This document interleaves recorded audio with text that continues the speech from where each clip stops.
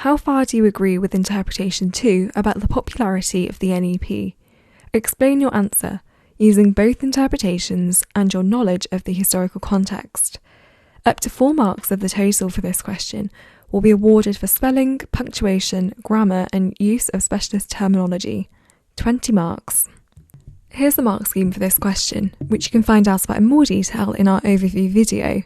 But we do know that 16 marks here are awarded for AO4, which is your analysis and evaluation of interpretations.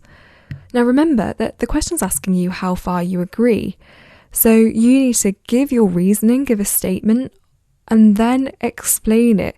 So taking evidence from the interpretation and explaining how that supports your view.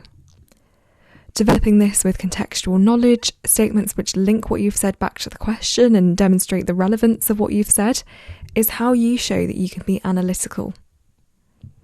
The final 4 marks are awarded for your spelling, punctuation, and grammar. Here are the bottom 2 bands for this question.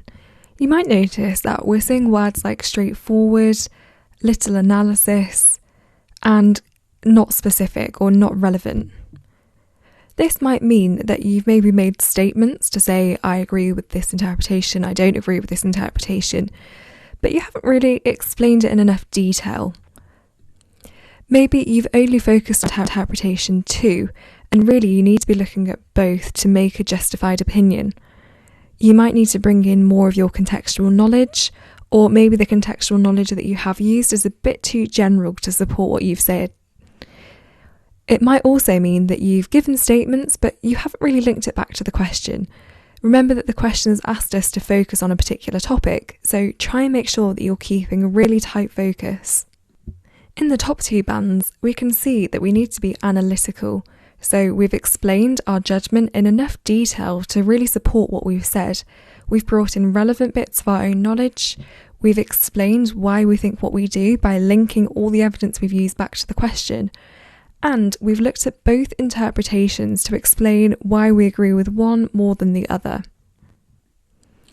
In order to score in the top band though, you need to have made a justified overall judgment which you keep up all the way through the answer, so try not to sort of flick between one view and the other. Being consistent and being really clear on what you think is a great way to show the examiner that you're confident and that you are really convinced of your opinion and therefore score in the top band. Remember that 4 additional marks are available for your spelling, punctuation and grammar. Now that doesn't mean that you have to do anything different or special as such, but it's just a really good idea to take a bit more caution maybe. So once you've finished writing your answer, if you have time, just read through it quickly to see if you've made any silly mistakes, such as maybe sentences that are a bit too long, or words aren't spelt correctly and things like that.